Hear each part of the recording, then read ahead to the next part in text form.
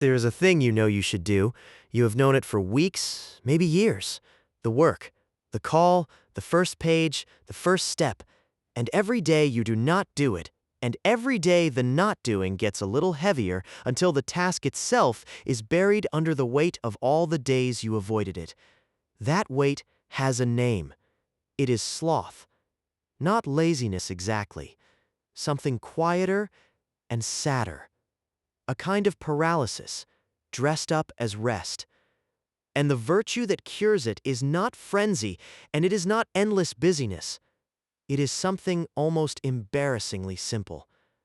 It is the willingness to begin, today, badly if necessary, and then to come back tomorrow and begin again.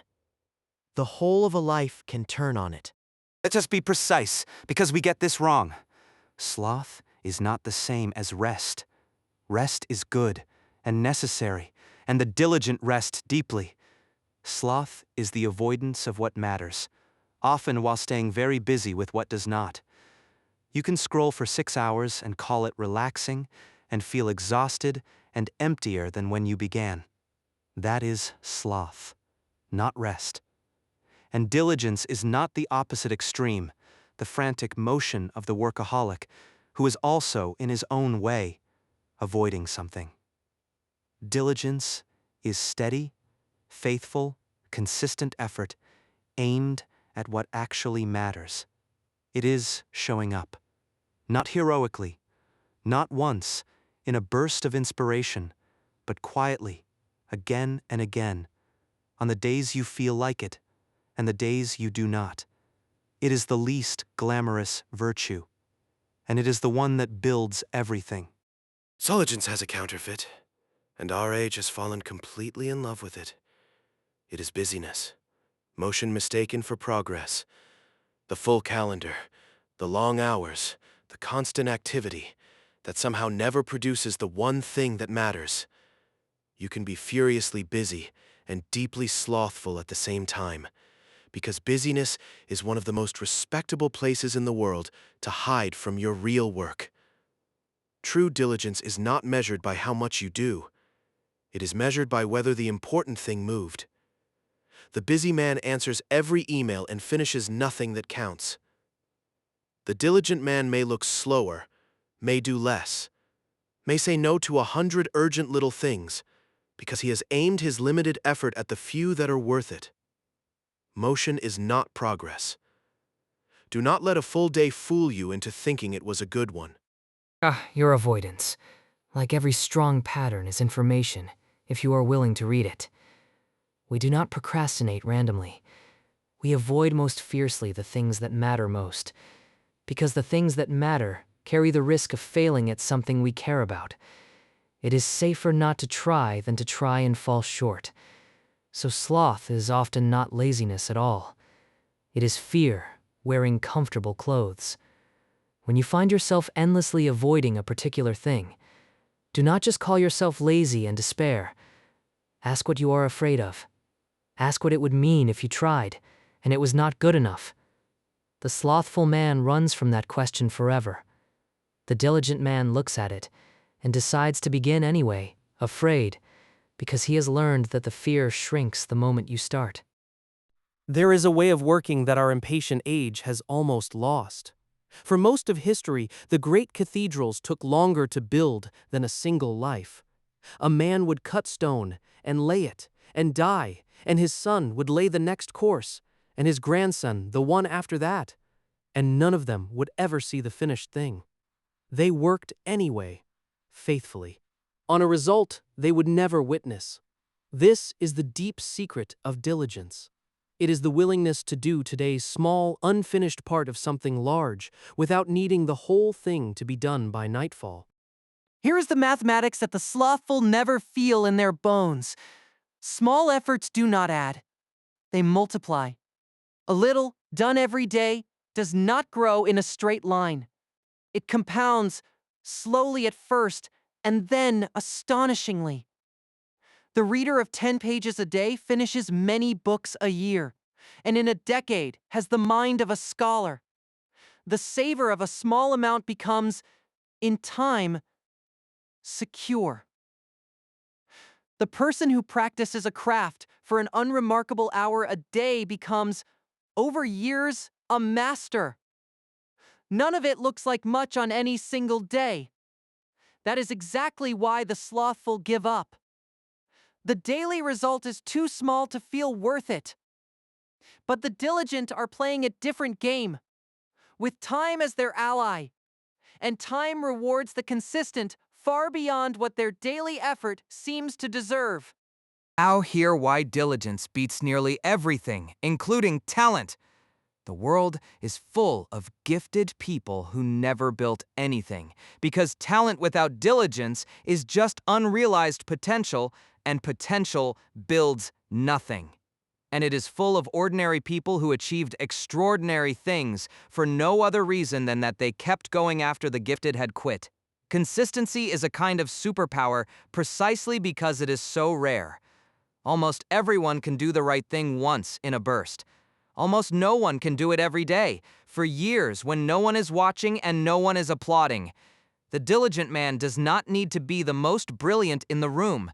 He only needs to outlast the brilliant, who are, so very often, also the easily bored. Show up long enough, and you will pass people far more talented than you, who simply stopped. This is how diligence cures sloth. At the bottom of sloth is a quiet despair, a belief that effort will not matter, so why begin? That the gap between where you are and where you want to be is too large to ever cross. Diligence does not argue with the despair. It refuses to wait for it to lift. It simply takes the smallest possible step today, and in taking it, quietly disproves the lie. Because the moment you begin, the paralysis breaks. The task that looked impossible from across the room becomes just a series of small, doable things up close. The slothful man stares at the mountain and is crushed by it. The diligent man takes one step up the path, and then another, and discovers that a mountain is only ever climbed the way everything is done, one step at a time. So here is the practice, and it is almost too simple to believe. Make the first step absurdly small. Do not resolve to write the book. Resolve to write one sentence. Do not vow to transform your body. Put on your shoes and walk to the end of the street. The slothful mind is defeated by the size of the whole, so do not show it the whole. Show it only the next, tiny, undeniable step, so small that refusing it would be ridiculous. Then take it. Because starting is almost the entire battle. The hardest part of any task is not the doing. It is the beginning, the friction of the first motion, the moving from rest into work. Make that first motion small enough that you cannot talk yourself out of it, and you will find that, once moving, you can keep moving. But the first step is not the whole of the virtue. Anyone can begin once. The deeper discipline is the return. Coming back tomorrow and the day after, especially after you fail. You will miss days. You will fall off. Everyone does.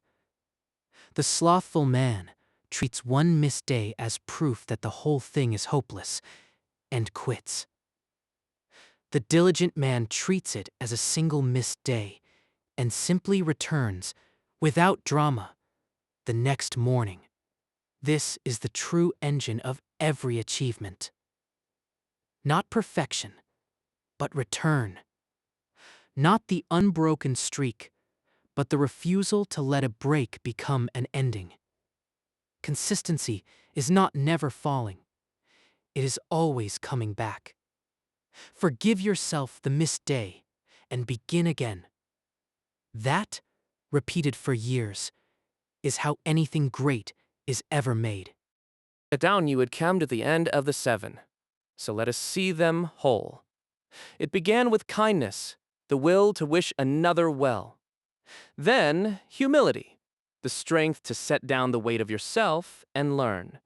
Then charity, the open hand that gives, and so discovers there was always enough. Then chastity, the steady flame, desire mastered and aimed at what is worth warming. Then temperance, the quiet power to say enough and mean it. Then patience, the still water that outlasts the fire. And now diligence, the faithful return, the daily work that builds a life. 7 cures for 7 sicknesses of the soul. And notice what they share. Not one of them is a feeling. Every single one is a practice. A small thing done on purpose, again and again, until it becomes who you are. Do, how they hold each other up. You cannot truly give until humility has let you see the people around you. You cannot stay devoted or temperate without the patience to endure the wanting. You cannot be diligent without the humility to begin badly and the patience to continue. They are not 7 separate tasks. They are 7 faces of a single thing, which is the slow, deliberate work of becoming the kind of person you would be proud to be. The sins pull a man apart, each one dragging him toward a different ruin. The virtues gather him back together and make him, at last, whole. And the work is never finished. There is no day you arrive and are done. There is only the practice today and the return tomorrow. So this last one, like all the others, is built by doing, not by admiring. No one was ever made diligent by agreeing that consistency matters. You become it the way the slothful man became paralyzed, one small beginning at a time, until it is who you are. Tomorrow, take the smallest possible step toward the thing you have been avoiding. 1 sentence, 1 block, 1 call. And the day after, when you do not feel like it, return and take another. And when you miss a day, as you will, do not despair. Simply begin again without drama, the next morning. That is the whole of it. That is the whole of all of it. There is no shortcut, and there was never meant to be one. But the road is open, and the first step is small, and it is waiting for you right now. And so we close, where the road always loops back to its beginning. The 7 cures are not a ladder you climb once and leave behind. They are a circle you walk for the rest of your life. Tomorrow you will need humility again, and patience again, and the courage to begin again. And it starts, as it always starts, with the simplest of them. With looking at another person's good fortune and choosing against your own grain to be glad. That was the first cure, and it is the door to all the rest. So begin there. Begin today. Be kind, be humble, give, stay steady, take enough, wait well, and do the work. And when you reach the end, begin again. That is not a burden. That is the whole, good, unfinished work of being alive.